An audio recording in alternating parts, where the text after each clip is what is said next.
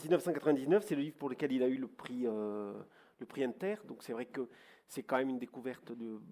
Il s'ouvre à un public qu'il n'avait pas jusque-là. 2 ans auparavant, il avait fait son livre qui s'appelle Le post-exotisme en 10 leçons, leçon 11, qui jette les bases de sa théorie de la littérature post-exotique, qui est une littérature qui serait écrite par des dissidents enfermés dans une prison et qui se refilent comme ça des textes, soit en se les murmurant, soit en se écrit d'une écriture minuscule sur des bouts de papier. Et l'idée, elle est là. Elle est que la dissidence, elle est partout. Et qu'est-ce que se racontent ces dissidents politiques dans leur prison? Des histoires de dissidents et des histoires de fin du monde, tout le temps. La fin du monde, elle est partout présente chez Volodine. Et ce qui est étonnant, parce que donc c'est le livre que j'ai lu en premier de Volodine, donc il y a 16 ans maintenant. Et puis depuis, je les ai tous lus. Et rétrospectivement, en travaillant sur le texte, je me suis rendu compte de la force des images qui sont déjà les mêmes. Il y a une cohérence dans l'univers de Volodine qui est incroyable. C'est que vous allez voir la fluence des images, cette force qu'il y a en très peu. Parce que là, ce sont des textes courts. Je vais expliquer ce que c'est que des anges lumière. Ce sont des narras. Il y a un petit texte liminaire qui explique ce que c'est qu'un narrat. Et donc c'est une page, 2 pages, 3 pages maximum. Et vous allez voir comment, en 3 pages, il installe un univers romanesque qui pourrait complètement partir sur des romans de 200, 500 pages, très facilement. Donc des anges mineurs, Nara. J'appelle Nara des textes post-exotiques à 100%. J'appelle Nara des instantanés romanesques qui fixent une situation, des émotions, un conflit vibrant entre mémoire et réalité, entre imaginaire et souvenir. C'est une séquence poétique à partir de quoi toute rêverie est possible pour les interprètes de l'action comme pour les lecteurs. On trouvera ici 49 de ces moments de prose. Dans chacun d'eux, comme sur une photographie légèrement truquée, on pourra percevoir la trace laissée par un ange. Les anges ici sont insignifiants, ils ne sont d'aucun secours pour les personnages. J'appelle ici Nara 49 images organisées sur quoi dans leur errance s'arrêtent mes gueux et mes animaux préférés, ainsi que de vieilles immortelles, et parmi celles-ci, une au moins a été ma grand-mère. Car il s'agit aussi de minuscules territoires d'exil, sur quoi continue à exister, vaille que vaille, ce dont je me souviens et ce que j'aime. J'appelle Nara de brèves pièces musicales dont la musique est la principale raison d'être, mais aussi où ce que j'aime peuvent se reposer un instant avant de reprendre leur progression vers le rien. 1. Enzo Mardirossian. Inutile de se cacher la vérité. Je ne réagis plus comme avant. Maintenant, je pleure mal. Quelque chose a changé en moi autant qu'ailleurs. Les rues se sont vidées, il n'y a presque plus personne dans les villes, et encore moins dans les campagnes, les forêts. Le ciel s'est éclairci, mais il reste terne. La pestilence et les grands charniers a été lavée par plusieurs années de vent ininterrompu. Certains spectacles m'affligent encore, d'autres non. Certaines morts, d'autres non. J'ai l'air d'être au bord du sanglot, mais rien ne vient. Il faut que j'aille chez le régleur de larmes. Les soirs de tristesse, je me replie devant un morceau de fenêtre. Le miroir est imparfait, il me renvoie une image assombrie qu'un peu de saumure trouble encore. Je nettoie la vitre, mes yeux. Je vois ma tête, cette boule approximative, ce masque que la survie a rendu cartonneux, avec une houppe de cheveux qui a survécu. Elle aussi, on se demande pourquoi. Je ne supporte plus guère de me regarder en face. Alors, je me tourne vers les détails, qui se situent dans le noir de la chambre. Les meubles, le fauteuil sur quoi j'ai passé l'après-midi à attendre en songeant à toi, la valise qui me sert d'armoire, les sacs qui pendent au mur, les bougies.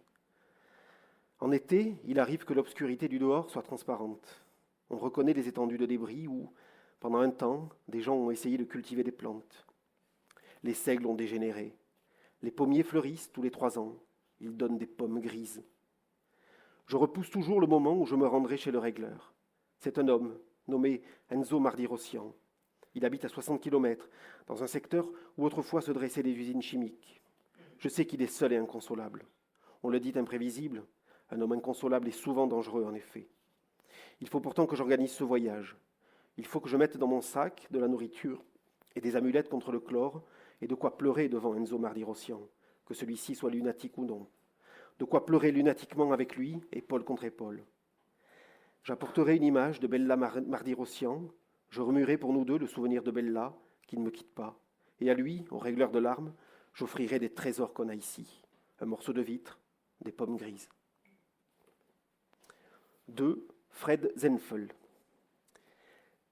Fred Zenfel aurait dû jouir d'un certain prestige dans son entourage, d'abord parce qu'il avait survécu au camp, et ensuite parce qu'il écrivait de la prose. Or, d'une part, il n'avait pas plus d'entourage, et d'autre part, ses livres ne méritaient guère le nom de livre, si l'on accepte Die Sieben letzte Lieder, qui fut recopié en plusieurs exemplaires, et même doté d'une couverture avec ce titre, ce qui leur donne un statut spécial dans son œuvre. En vérité, ces 7 derniers leaders sont aussi ses plus mauvais textes. Les histoires écrites par Fred Zenfel réfléchissaient en priorité sur l'extinction de son espèce et traitaient de sa propre extinction en tant qu'individu. On avait donc là une matière susceptible d'intéresser le plus grand nombre. Mais Fred Zenfel ne réussissait pas à trouver la forme littéraire qui lui eût permis d'entrer véritablement en communication avec ses lecteurs éventuels et ses lectrices. Et, démoralisé, il n'allait pas jusqu'à l'achèvement de son propos. Une des histoires sans fin de Fred Zenfel commençait ainsi. « Je ne plierai pas le genou devant la mort. Quand cela viendra, je me tairai, mais je dénierai toute vraisemblance à cette gueuse en approche. Ce sera une menace pour moi sans conséquence. Je ne croirai pas en sa réalité. Je conserverai grands ouverts les yeux, comme j'ai pris l'habitude de le faire de mon vivant. Par exemple, pendant les périodes où j'imagine que je ne rêve pas et qu'on ne me séquestre pas à l'intérieur d'un cauchemar. On ne clora pas mes paupières sans mon accord. Il n'y aura aucune interruption des images sans mon accord. Ma conscience restera bloquée là-dessus, sur cette négation. Je ne gaspillerai pas mon énergie en rabâchant des fadaises sur l'au-delà ou la renaissance. Je m'obstinerai dans mon système qui consiste à affirmer que l'extinction est un phénomène qu'aucun témoignage fiable n'a jamais pu décrire de l'intérieur. Et donc, par conséquent, tout démontre qu'il est inobservable et purement fictif. Avec force, je rejetterai comme sans fondement l'hypothèse de la mort. Je me tiendrai sur la voie ferrée de ma mort, épaules et mâchoires contractées, entendant l'express foncer et faire siffler les rails, niant l'impossible proximité de la locomotive. Je ne cache pas que je crisperai le poing sur un billet où j'aurai pris soin de spécifier, pour le cas où l'affaire tournerait mal, quoi qu'il arrive, qu'on n'accuse personne de ma vie. 4. Kirill Gompo. Juste avant le solstice d'hiver, Kirill Gompo fut envoyé en mission d'observation pour la première fois. Il y avait plusieurs décennies qu'il s'entraînait, et c'était maintenant à lui de partir. On lui avait accordé une demi-minute d'apnée avant le retour. Il disposerait de ces 30 secondes pour évaluer l'état du monde et recueillir les éléments sur les peuplades qu'il habitait encore, sur leur culture et sur leur avenir. C'était un délai peu généreux, mais comme condition de travail, on avait déjà vu pire. Dès qu'il fut arrivé sur zone, Kirill Gompo s'adossa contre quelque chose de solide qui se trouvait être une porte. À distance, une plaque lui apprit qu'il avait abouti rue des Annelés. La matinée était nuageuse, mais il ne pleuvait pas. Kirill Gompo essuya ses yeux qui étaient encore mouillés par les larmes du voyage. Cela lui fit perdre 3 secondes. Il avait sa tenue réglementaire de moine mendiant et, comme la rue était peu passante, il calcula que personne n'aurait le temps de s'approcher de lui, de remarquer l'extravagance de sa figure et de ses nippes et de crier. C'est cela qui risque d'être le plus pénible, lui avait-on dit, que des gens s'attroupent à proximité de toi et commencent à vociférer en t'interrogeant sur ton identité, tes intentions. Il se rencogna sur le seuil de la maison inconnue. C'était un bâtiment blanchâtre. On pouvait penser qu'il s'agissait d'une école élémentaire. Derrière le portail d'entrée, il devinait un espace vide qui devait être un couloir. Il imagina l'alignement des porte-manteaux, une écharpe rouge, peut-être aussi une pendule indiquant 9h15. Il entendait des voix d'enfants. Une institutrice faisait répéter en chœur des syllabes et des chiffres. Une règle métallique tomba par terre. Des élèves rirent. Sur le trottoir opposé, une femme promenait son chien. Un animal ridiculement dodu, mais sympathique, car il faisait preuve d'indépendance. La femme lui parlait. Le chien flairait bruyamment le bas du mur. « Qu'est-ce que tu fais encore ? Qu'est-ce que tu sens ?» demandait la femme. Le chien ne répliquait pas. Il résistait à la traction de la laisse, tantôt se tortillant, tantôt essayant de se transformer en inamovible molosse. Il montrait de toutes ces façons possibles qu'il voulait continuer à observer, du bout de la truffe, certains mystères de l'univers qu'il se réservait le droit de choisir lui-même. Sa maîtresse avait une élégance de sexagénaire, et, pour épanouir celle-ci, un survêtement noir qu'elle cachait sous un manteau de laine marron. Elle donna une secousse à la laisse, qui était formée de 2 lanières entrelacées, une jaune, une orange. Le chien avait du mal à mouvoir le museau en surface du trottoir, mais il s'obstinait à le faire. La dame imprima aux lanières une nouvelle secousse, et à ce moment, son regard croisa celui de Gompo, puis il dévia. On en était déjà à la 27e seconde, et Kirill Gompo perçut qu'on avait déjà amorcé le mécanisme qui allait le réaspirer. Ce n'était pas aussi humiliant que de subir l'étranglement d'un collier de cuir, mais c'était beaucoup plus douloureux. Il fit une grimace, en dépit des manœuvres de sa maîtresse. Le chien tendait toujours la tête vers le bas du mur. « Allez, on s'en va !» s'énerva soudain la dame. Elle avait jeté un second coup d'œil sur Gompo, sa voix changea. « Allez, viens !» murmura-t-elle. « Il n'y a rien à sentir. » 5. Ismail Dawkes. Si l'on en croit ce qu'affirment les historiens dans leurs travaux les plus récents, la découverte des Dawkes eut lieu un samedi, le samedi 25 mai, vers 11h du matin. Sous le commandement de Balthasar Bravo, l'expédition était partie l'année précédente et elle avait en vain tenté de se frayer un chemin jusqu'aux Dawkes, avant les tempêtes de novembre. Quand le vent froid avait commencé à se déchaîner, les explorateurs s'étaient repliés pour hiverner au 12 de la rue du Cormatin, où le capitaine avait une cousine qui louait une chambre. Tous s'y entassèrent sans maugréer, faisant contre mauvaise fortune bon cœur. Mais assez vite, en raison des privations et de la promiscuité, l'atmosphère devint insupportable. Le blizzard gémissait jour et nuit, sa plainte rendait fou, les volets claquaient. Ceux qui sortirent de la maison pour les attacher ne revinrent pas. Les semaines passaient avec lenteur. Plusieurs hommes moururent du scorbut. D'autres, enhargués par la faim, s'entretuèrent.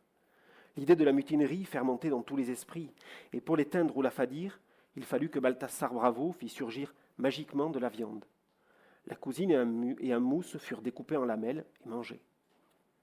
Quand l'hiver s'acheva, seuls 12 gaillards sur les 32 du départ avaient survécu. Ils reprirent leur progression, affaiblis et désormais obsédés surtout par l'idée du retour. Balthasar Bravo avait perdu de son enthousiasme des premiers mois. À présent, une mélancolie cynique le gouvernait. Ainsi diminués, ils marchèrent longtemps, sans route précise, se guidant sur leur colère ou sur des défis qu'ils se lançaient après avoir bu.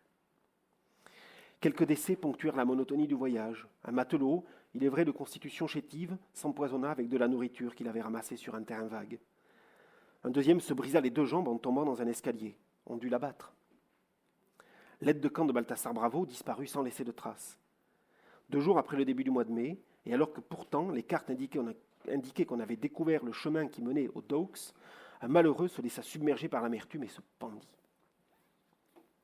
Le 25 mai, environ 1 heure avant midi, Ismail Dawkes vit arriver devant chez lui une petite huitaine de silhouettes inidentifiables, dont seule une couche de guenilles témoignait qu'elles entretenaient une relation avec l'espèce humaine. C'était un samedi. Dawkes profitait de son congé pour laver sa voiture. Il interrompit sa besogne, ferma le robinet d'eau, regarda venir à lui Balthasar Bravo, qui s'était détaché de la troupe. Le découvreur se présenta. Il avait énormément régressé au niveau linguistique, et son haleine était fétide.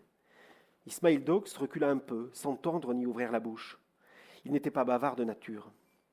Balthasar Bravo se méprit sur ce qui motivait son recul, et pour l'amadouer, fit déballer par ses hommes les cadeaux qu'ils avaient pieusement transportés pendant leur périple.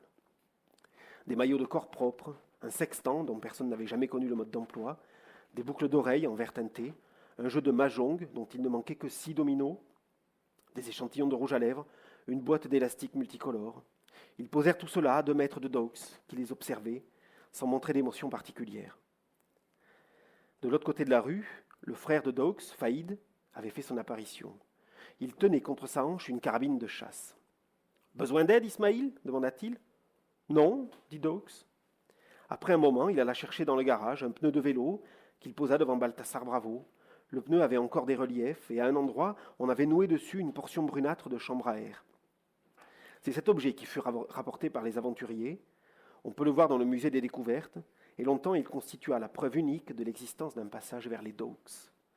Balthasar Bravo et Ismail Dawkes restèrent 5 minutes l'un en face de l'autre, chacun ayant répondu au geste amical de l'autre. Puis, comme ils n'avaient rien à se dire, ils se séparèrent. 6. Laetitia Scheidman. L'histoire raconte que Laetitia Scheidman venait de fêter son propre bicentenaire à la maison de retraite du Blé moucheté quand elle déclara qu'elle allait bientôt fabriquer un petit-fils. Les geôlières médicales aussitôt lui interdirent. Les vieilles passaient leur temps à dévisager les mélèzes noires qui bordaient le parc de la maison de retraite et à leur parler. Elles comptaient les becs croisés et les choucas qui quittaient les terres insalubres et émigraient vers les camps où la vie était moins désolante qu'ailleurs. Et elles faisaient des plans sur l'avenir. Elle savait désormais qu'elle n'allait jamais mourir, et elle déplorait que l'humanité eût entamé sa phase quasi finale de son crépuscule, alors que les conditions depuis longtemps avaient été réunies pour un présent radieux, ou presque. Sous surveillance, dans leur hospice expérimental, elles enrageaient d'apprendre que les survivants des zones encore peuplées ne réussissaient plus à s'organiser fraternellement et à se reproduire. Elles considéraient que les idéologues de la capitale avaient failli et qu'il eût fallu en éliminer un grand nombre pour radicalement revigorer le paradis égalitariste perdu. La naissance de Will Scheidman fut envisagée sous cet angle. Les vieilles voulaient confectionner collectivement le vengeur nécessaire. Quand les menaces des vétérinaires et de la directrice devinrent stridentes, Laetitia Scheidman accepta par écrit de renoncer à une descendance. Se parjurer devant l'ennemi ne lui avait jamais posé problème. Elle occupa les mois suivants à ramasser dans les dortoirs des tombées de tissus, des boules de charpie. Et, alors que la surveillance à son encontre s'était de nouveau relâchée, elle ordonna ses trouvailles, les compressa et les cousit ensemble au point de croix jusqu'à ce qu'un embryon fût obtenu. Elle le cacha à l'intérieur d'un oreiller, elle le confia aux sœurs Holmes, qui le mirent à mûrir sous la lune. La nuit, les vieilles se regroupaient dans les chambres et les dortoirs. Elles se tassaient l'une contre l'autre. Elles essayaient de former un seul être, une seule grand-mère compacte. Elles bredouillaient des phrases magiques, tandis qu'au centre de l'espèce de termitière qui édifiait leur corps, et qu'elles avaient appelée la couveuse, Laetitia Scheidman et les plus proches fécondaient et éduquaient leurs petits-fils. Les plus éloignés du cercle se chargeaient de monter la garde après l'extinction des feux. Plusieurs infirmières de nuit s'aventurèrent dans les couloirs à ces moments de délicate gestation, et lorsqu'elles revinrent faire leur rapport, elles n'étaient déjà plus vivantes. Et enfin, 7. Will Scheidman. 4 ou 5 décennies plus tard, Laetitia Scheidman présida le tribunal qui avait pour tâche de condamner son petit-fils. On était sur les hauts plateaux, une des rares régions du globe où l'exil avait encore un sens, et les nuages filaient. Ils éraudaient les petites collines désertes, ils se frottaient contre la terre et ils la râpaient, et on entendait aussi jour et nuit des sifflements, des souffles de grandes flûtes asiates, des orgues rauques. Aucun campement n'était visible et pourtant peu de relief arrêtait le regard, et on voyait loin, jusqu'à une ligne sombre qui marquait l'endroit où la steppe commençait à laisser la place à la taïga. Nul nomade n'avait poussé son troupeau dans les parages depuis des lustres. Le tribunal siégeait en plein air, à 200 mètres des yourtes. Pour y accéder, il fallait suivre le sentier qu'avaient tracé les bêtes. Au centre d'une petite dépression jaunâtre, il y avait un poteau qui servait à attacher Scheidman et contre lequel on lui avait promis qu'il pourrait s'appuyer quand on exécuterait la sentence. Les vieillardes s'asseyaient ou s'accroupissaient sur l'herbe, et sans hâte, elles jugeaient. Les sessions se succédaient, fastidieuses puisque tout était joué à l'avance. Le procès durait depuis le printemps. Scheidman était ligoté à hauteur de ventre et sous les épaules. La corde empestait la sueur de chamelle et le feu fait avec les bouses séchées et la graisse. Les maladies de peau dont il souffrait depuis son enfance s'étaient brusquement aggravées et on lui déliait parfois les mains pendant le jour pour qu'il se gratte. Il assurait lui-même sa défense. « Oui, ma signature figure au bas des décrets qui ont rétabli le capitalisme, expliquait-il, et qui ont permis aux mafieux de régner une nouvelle fois sur l'économie. » Et il écartait les bras dans une posture de regret dont il espérait qu'elle jouerait en sa faveur à l'heure du verdict. Mais les vieilles montraient qu'elles restaient insensibles à son théâtre. Et il laissait retomber les bras le long de son corps. Puis il disait « C'est horrible à dire, mais beaucoup de gens espéraient cela depuis longtemps. » Et il attendait plusieurs secondes, le temps que la salive lui revint en bouche après son mensonge, car il n'avait consulté personne avant d'agir. Il avait été l'unique autorité à défendre la réintroduction de l'exploitation de l'homme par l'homme, l'unique instigateur du crime. Puis il répétait « C'est horrible à dire ». Dans le ciel, les nuages s'effilochaient en prenant l'aspect de livides lanières, de robes déchirées, de longues écharpes. Et derrière, la couche de vapeur était plus unie et gris plomb. Quand, par extraordinaire, on apercevait un aigle, il ne chassait pas. Il ne dessinait pas de cercle au-dessus des nids de marmottes. Il fuyait en ligne droite. migrant vers l'ancienne région des camps, peut-être parce que la nourriture y était encore abondante. Le temps s'était réchauffé, pourtant les vieilles restaient emmitouflées dans leur peau de poumon. Elles étaient assises en tailleur, la carabine posée sur les genoux, et elles fumaient, muettes, comme exclusivement occupées à savourer le parfum des herbes et des champignons dont elles avaient bourré leurs pipes. Les pans crasseux de leurs manteaux exhibaient des broderies baroques, et pareillement le cuir de leurs mains et même celui de leurs joues, car elles n'avaient pas perdu encore toute notion de coquetterie, et certaines, ici ou là, étaient maquillées au point de chaînette. Elles étaient installées ainsi, impassibles en face de Scheidmann, allées, à peine plus ridées que des femmes n'ayant vécu qu'un seul siècle. Laetitia Scheidmann posait parfois une question à l'accusé, ou elle l'invitait à s'exprimer sans crainte, ou à parler plus distinctement, ou à se taire pendant quelques heures, afin de laisser méditer ses auditrices. « Je vous rappelle, reprenait Scheidmann, après avoir été interrompu, et il scrutait les visages imperturbables, je vous rappelle que plus rien dans les villes ne tenait debout, sinon des immeubles inhabités et des chicots noircis d'immeubles, et que, dans la forêt et les campagnes, on ne comptait plus les territoires où la végétation avait pris une couleur mauve, lilas, myrtille. Et je vous rappelle aussi que le bétail était comme balayé par un vent de mort et de peste, et que vous-même, une bourrasque emportait ces mots. Depuis les packages, le vent traînait des blatèrements de chamelles et des bouffées de suin. Le jury populaire plissa avec unanimité les yeux. Scheidmann tentait d'affronter les opacités et les transparences grises de ses regards. Il ne réussissait à en capter aucune nuance, pas plus chez une grand-mère que chez une autre. Il tendit vers elle un regard qu'elle refusait à recevoir. De toute façon, conclut-il, il n'y avait plus rien, il fallait bien rétablir quelque chose. Les aïeules haussèrent les épaules, elles étaient perdues dans les hallucinations de leur fumée, dans les évocations des réunions syndicales et des soirées à la maison de retraite, telles qu'elles étaient avant leur établissement du capitalisme, et aussi dans le décompte des balles qui leur restaient pour fusiller Will Scheidmann, et dans les chansons d'enfance qui leur revenaient à l'esprit, et dans les projets d'avenir qu'elles élaboraient pour la fin de l'après-midi. Aller traire les brebis, récolter leurs crottes, les mettre à sécher pour plus tard nourrir le feu, faire le ménage dans les yourtes, remuer le lait caillé, rallumer les poêles, préparer le thé.